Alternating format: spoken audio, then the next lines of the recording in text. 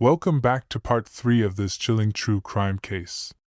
If you've been following along, you already know the heartbreaking journey so far.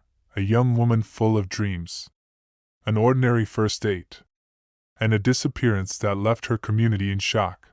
In this chapter, we dig deeper, revealing the critical evidence, shocking discoveries, and disturbing details that investigators uncovered. Warning: if you haven't seen part 1 and part 2, I strongly recommend watching those first so you get the full story in order. You can find them linked in the description and pinned comment. Before we continue, let me know in the comments, where are you watching from today? Globe showing Europe, Africa. It's always powerful to see how far these stories reach. And while you're here, don't forget to like this video, subscribe, and hit the notification bell so you never miss the rest of this case. Now, let's continue, because what comes next will leave you absolutely stunned. Contract and snapping at a junior developer over a minor bug in a patient portal. Behavior so out of character that Vikram pulled him aside. Rajan, what's going on? You're scaring the team. At home, he was short with Aryan over a spilled smoothie, an outburst that left Priya in tears and Kavita stunned. What's gotten into you? She asked, her voice trembling with concern. Sleep eluded him, his nights spent pacing his office, haunted by visions of public disgrace. Headlines branding him an adulterer, temple elders shunning him at prayer sessions, clients like Cedars-Sinai dropping contracts worth millions. His browser history, later recovered from an encrypted laptop, showed searches conducted at 3:30 a.m. Handling blackmail in relationships, consequences of affair exposure in California. How to stop someone from talking without legal trouble, each query a step toward a darker path.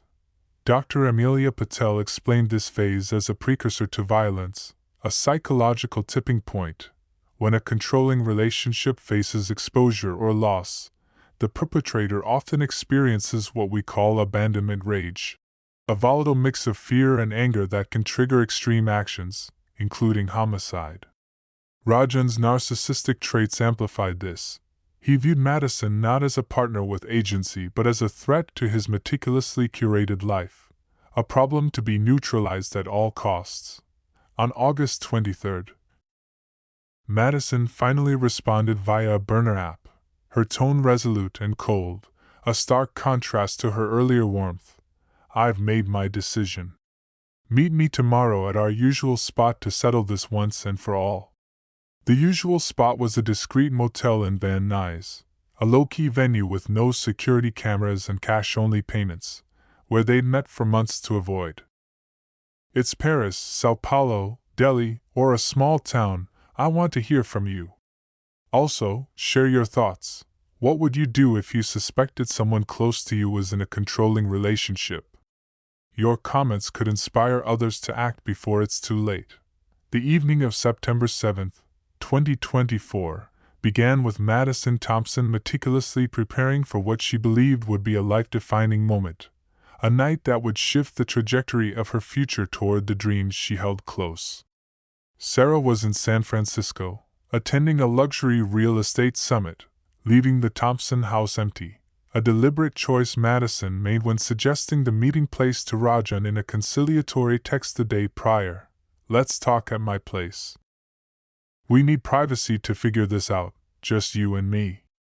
She spent hours perfecting her appearance, choosing a flowing white sundress Rajan had once called ethereal, its fabric catching the light as she moved, paired with subtle makeup, dewy foundation, a soft pink lip, winged eyeliner, and a spritz of her favorite jasmine perfume, its floral notes lingering in the air like a promise. She prepared an elaborate dinner, pan-seared salmon with a lemon-herb glaze, roasted heirloom carrots with thyme, and a bottle of Napa Valley Cabernet Sauvignon, purchased with her dwindling savings of $300 to set a romantic, reconciliatory tone. In her mind, this was the night Rajan would commit to leaving Kavita, paving the way for a future together, perhaps a chic apartment in Santa Monica with ocean views, a shared life free of shadows, Maybe even a joint venture blending her social media savvy with his tech expertise to launch a startup that would dominate the influencer marketing space. Her phone messages reflected a mix of hope and nervous anticipation, a young woman on the cusp of a dream she believed was within reach, her heart laid bare. To Jessica at 5:45 p.m., big night ahead. Everything changes tonight. Wish me luck, girl. In her diary app at 6:20 p.m., locked with Face ID and later recovered by police. I know he loves me deep down. He's just trapped by duty, by his culture, by expectations. Tonight, he'll choose happiness, us. He has to. I'm ready to fight for this. Rajan's preparations, however, told a chillingly different story, one of calculation, darkness, and a mind already made up. Security footage from a Culver City hardware store captured him at 3:30 p.m., purchasing zip ties, heavy-duty trash bags, duct tape, and industrial-grade cleaning supplies, bleach, ammonia, microfiber cloths, with cash to avoid a trace, his movements deliberate. Store clerks later testified he was calm, almost methodical, selecting items with precision, as if checking off a mental list, his face betraying no emotion save a slight tightening of his jaw when asked if he needed a bag. His internet search history from the prior week, recovered from his office computer's encrypted cache by FBI cyber experts, revealed a descent into premeditation that sent chills through investigators, each query a breadcrumb on a path to murder, how to end a relationship permanently without evidence, psychological manipulation tactics in relationships, California penalties for blackmail and harassment. Missing person cases unsolved in Los Angeles, cleaning blood stains from carpet and hardwood floors, staging a suicide scene to avoid police suspicion. Dr. Amelia Patel, testifying later at trial, analyzed his mindset with clinical precision, her words haunting. The evidence points to Rajan viewing Madison as a direct threat to his meticulously built life, his status, his family, his legacy within his community. Her ultimatum wasn't an opportunity for dialogue but a problem to be eliminated permanently. His searches suggest he'd already shifted from lover to predator, planning not just murder but a meticulous cover-up to preserve his image as a pillar of society. At 6:45 p.m. Rajan told his family he needed to address an urgent server meltdown at a client hospital, a lie that frustrated Kavita, who'd planned to cheer at Arian's soccer game with Priya, their Saturday family tradition, complete with post-game ice cream at Salt Straw. You're always working these days, she sighed, her brow furrowed with concern, but she let him go, trusting his dedication to their family's financial security, a trust built over 17 years. It was the last time she'd see him as a free man, their goodbye kiss a fleeting moment of normalcy before the world they knew collapsed into chaos. Digital forensics later pieced together his movements with surgical precision, a timeline that betrayed his intent with chilling clarity. 7:15 p.m.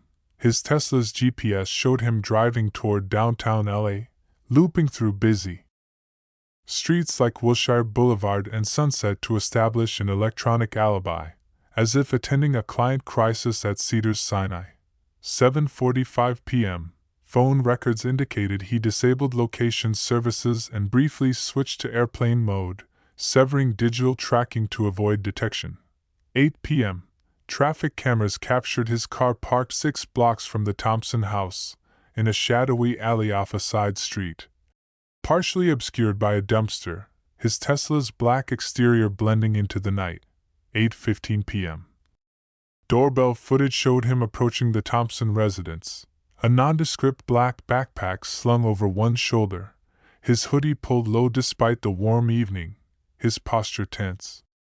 Madison opened the door instantly, as if watching through the Ring app, her smile bright as she enveloped him in a warm embrace, her arms wrapping around his neck, her voice audible. "I'm so glad you're here."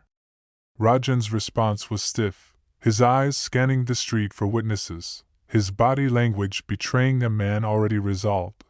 For the first hour, their interaction appeared normal to neighbors glancing out their windows, perhaps drawn by the flicker of lights through the Thompsons' glass walls. The house glowed softly, its smart bulbs shifting from warm to cool as they moved through rooms, settling in the dining room where Madison's carefully set table sparkled with candlelight, crystal glassware, and the aroma of her salmon dinner. But text messages to Jessica revealed rising tension, a fracture in Madison's hopeful vision, her fingers trembling as she typed, 8:47 p.m. He's acting strange tonight. Barely eating, keeps looking away. I don't know what's wrong. Did I push too hard? 8:52 p.m. Something's off. He's not himself, won't meet my eyes. I'm scared, Jess. I thought this was our night. By 9:30 p.m., the situation erupted into chaos, a confrontation that spiraled into violence. Neighbors reported raised voices filtering through open windows, the words muffled but the tone unmistakable, a heated argument spiraling out of control. Shattering the evening's calm. Mrs. Elena Rodriguez, watering her roses next door in her nightly ritual, later testified at trial, her voice trembling with the memory. It was intense, like nothing I'd heard from that house before.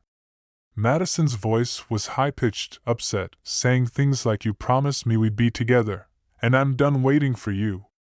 The man, Rajan, I later learned, sounded calmer at first, almost cold, but then he got angry, almost growling, saying, "You don't know what you're doing to me." It gave me chills, like something terrible was coming.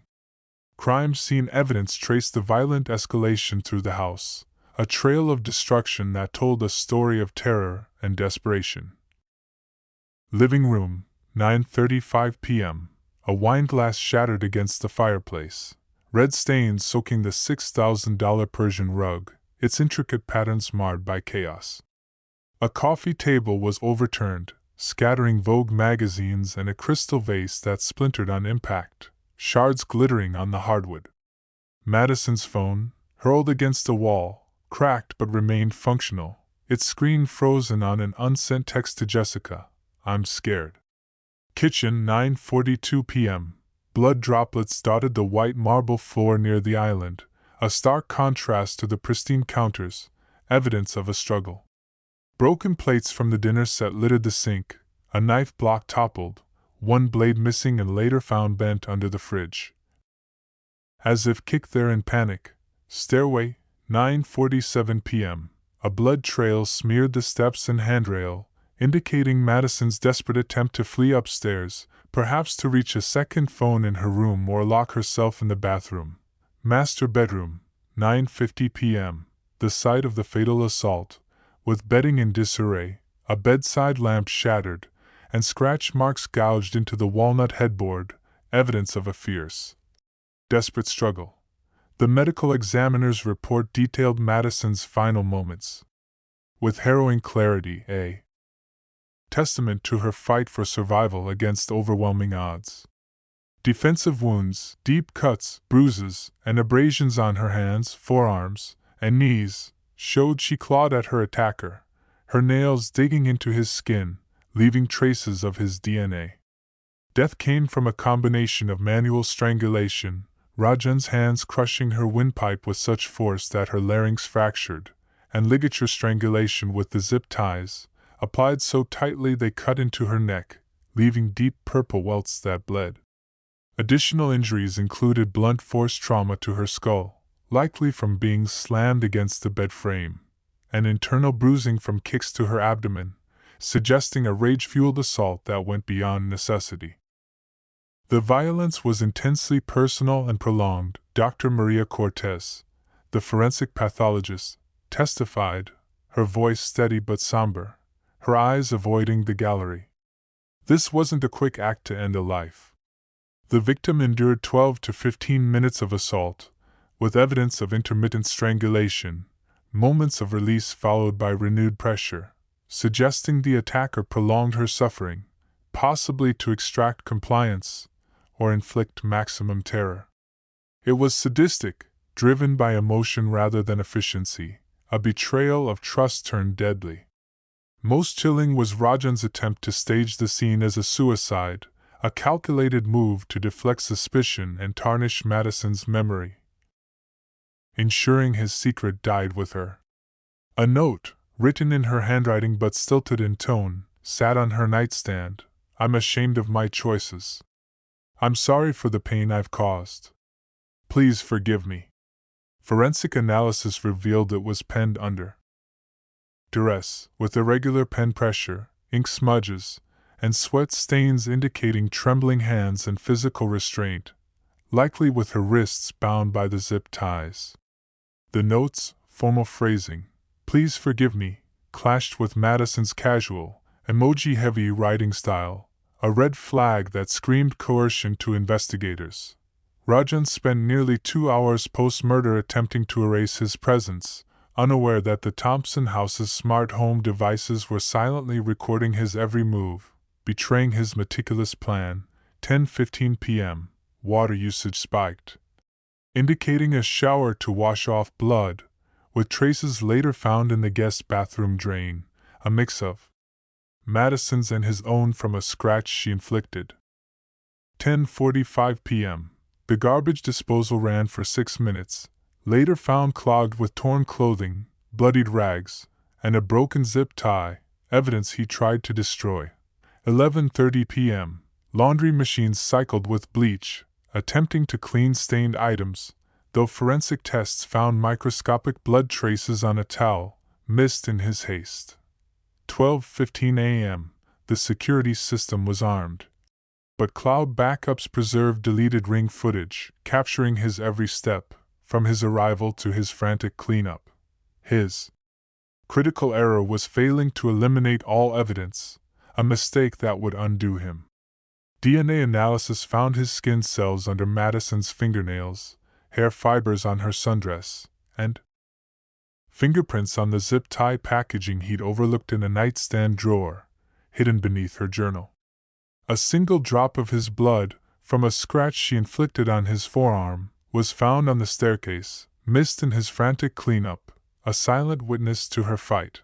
At 12:47 a.m., security cameras caught Rajan slipping out the back door, his backpack heavier with discarded evidence. Gloves, a bloodied rag, the missing kitchen knife, wrapped in a towel. He took a circuitous route to his car, dodging main streets and known camera locations, a premeditated escape plan honed by his searches on evading surveillance in Los Angeles. His Tesla's GPS reactivated at 1:15 a.m., placing him near his downtown office, where he lingered briefly to bolster his alibi, sending a time-stamped email to Vikram about server logs at 1:18 a.m., a calculated move to cement his story. At 1:23 a.m., he called Kavita, his voice steady despite the adrenaline coursing through him, fell asleep at the desk fixing that server issue.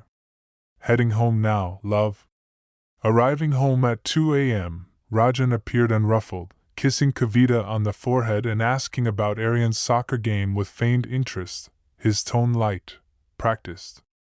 He seemed tired but normal, Kavita later testified, her voice breaking as she recalled the moment. He even laughed about Priya's new dance routine, how she nailed the spins. Nothing hinted at what he'd done, not a single sign. I trusted him completely. He showered, a routine act after late work, though forensic teams later found trace blood in the master bathroom drain, a damning clue he couldn't erase, a remnant of Madison's final fight. Madison's body remained undiscovered until 11:30 a.m. on September 8, when Sarah returned early from San Francisco, plagued by a migraine that cut her summit short, a twist of fate that would unravel Rajan's plan. Her screams upon finding Madison, bound, bruised, lifeless in her bedroom, her sundress torn, her face frozen in a silent plea, were captured by the home's security audio, a gut-wrenching sound that haunted jurors when played in court, some covering their faces. Her 911 call was a mother's nightmare, her voice raw with anguish, barely coherent. 911, what's your emergency? My daughter. Oh God, she's dead. There's blood everywhere, please send help, now. Ma'am, can you confirm your location? 452 Elm Avenue. Hurry, someone killed my baby. She's gone forever. First responders arrived in 6 minutes, sirens piercing the quiet suburb, their lights casting eerie shadows on the Thompsons' glass facade. But Madison had been dead for over 12 hours, her body stiff with rigor mortis, her once vibrant eyes vacant, her dreams extinguished. The scene screamed foul play, no signs of forced entry, valuables like her $2,500 MacBook and diamond earrings untouched, clear evidence of a struggle across multiple rooms, from the living room's shattered glass to the bedroom's bloodied chaos. Detective Maria Cortez, a 15-year homicide veteran with LAPD's West Bureau, spotted staging immediately. The suicide notes, formal tone, clashed with Madison's casual, emoji-heavy writing style, its phrases like "please forgive me" foreign to her voice. The body's posed arms, crossed neatly over her chest, were unnatural, staged, and blood trails on the stairs contradicted a self-inflicted death, pointing to a violent chase. By noon, investigators cataloged critical evidence that pointed to a targeted, personal attack, not a random crime. Madison's cracked iPhone held recoverable texts via iCloud Sync, detailing the affair's arc from flirtation to obsession, with timestamps matching the night of the murder. Neighborhood cameras captured a familiar Tesla and a hooded figure matching Rajan's build, his distinctive gait unmistakable under infrared. The note showed duress under UV light, with sweat stains and uneven strokes revealing coercion, as if written with a trembling hand under threat. Male DNA on Madison's neck and clothing pointed to a known presence, later matched to Rajan through a rapid test. Her laptop, hidden under her bed, contained a digital archive of their affair, 30,000 messages, 700 intimate photos. Venmo transfers labeled consulting totaling $40,000, a ledger of their secret life. Within 24 hours, Rajan Mehta was the prime suspect, his digital trail a roadmap to guilt that no amount of staging could obscure. The man neighbors saw as a paragon of virtue, a tech visionary who mentored startups, a devoted father who coached Arian's soccer team, a temple leader who funded scholarships, was about to be unmasked as a calculated killer who murdered to preserve his meticulously crafted image, a man who chose silence over shame. The investigation into Madison Thompson's murder moved with unprecedented speed, the digital evidence overwhelming in its clarity and volume. A testament to the power of modern forensics. Within 48 hours, detectives recovered over 30,000 text messages, 700 photos, and financial records detailing $40,000 in secret transactions between Rajan and Madison, from hotel bookings in Irvine to jewelry purchases at Cartier. Detective Maria Cortez, known for cracking high-profile cases like the 2022 Hollywood Hills robbery homicide, led a multi-agency task force that included FBI cyber experts and LAPD behavioral analysts. Their war room a flurry of laptops and whiteboards. A breakthrough came when technicians restored deleted Ring footage, preserved in Amazon's cloud despite Rajan's attempts to erase it, showing him arriving at the Thompson house with a backpack of murder tools, zip ties, tape, cleaners, his face unmistakable under infrared lighting, his eyes cold and resolute. On September 10, 2024, police stormed the Mehta home during a Sunday dinner of dal, naan, and mango lassi. Body cameras capturing the chaos that would define the community's unraveling. Kavita's scream, "This is a mistake. Rajan, tell them it's not true," echoed through the neighborhood as Arian and Priya watched their father handcuffed, Arian shouting, "Dad, what's happening? Tell them you didn't do anything," while Priya sobbed, clutching her mother's arm. Neighbors gathered on their lawns, phones filming as police executed search warrants, uncovering damning evidence, hidden credit cards with $40,000 in charges, a burner phone with explicit texts to Madison, hotel receipts in a locked desk drawer, each item a betrayal of Kavita's trust. Her world collapsed as she realized the husband she trusted for 17 years had been living a lie. Her sobs audible as officers led Rajan away in cuffs, his head bowed but his face expressionless. The South Asian community reeled. The news spreading like wildfire through temple WhatsApp groups, community forums, and hurried calls between elders.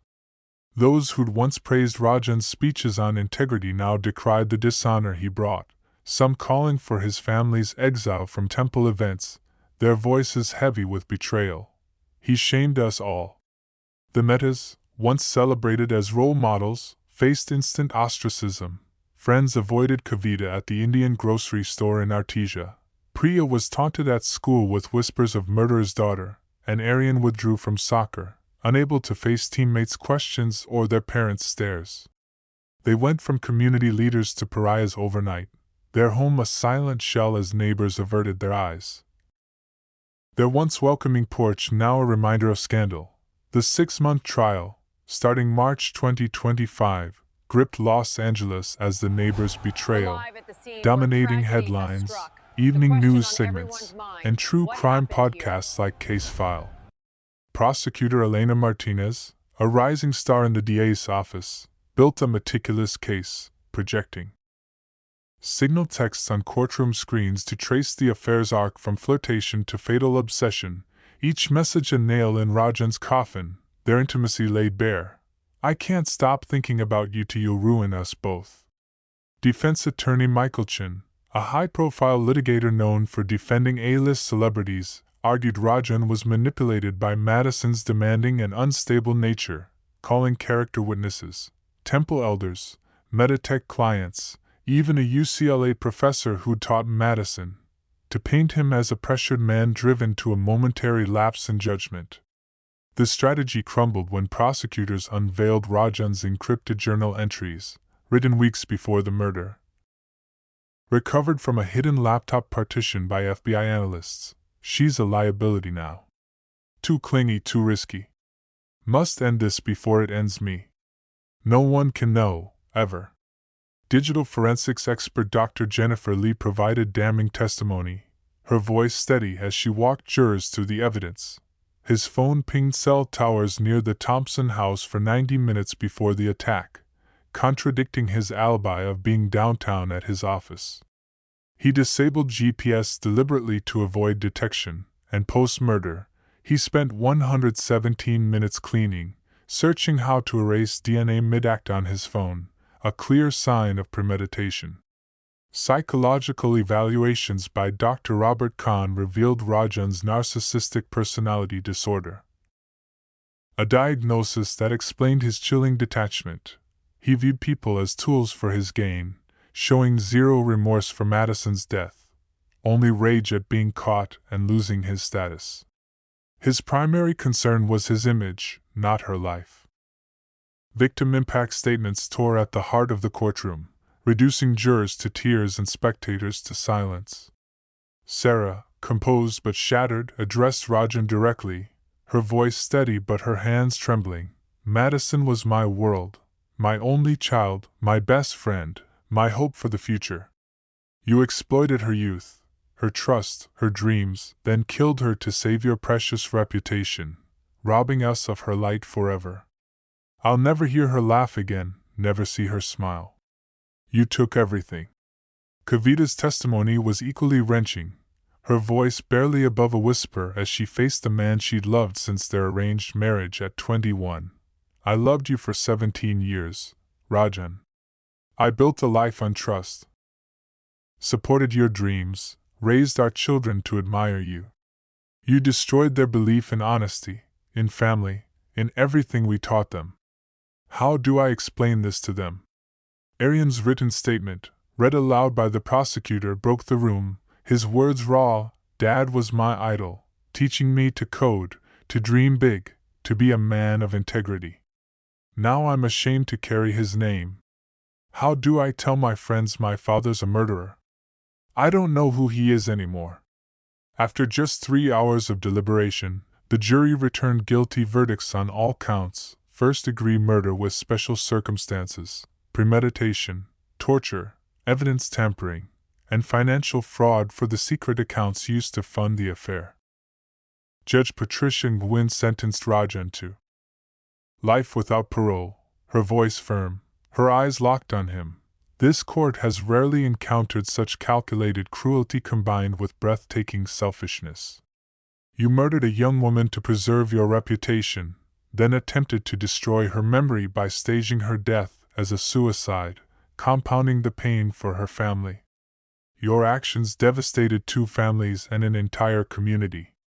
Rajan remained stoic throughout sentencing, his face blank as the gavel fell, offering no apology, no glance at the sobbing families in the gallery, his silence a final act of detachment.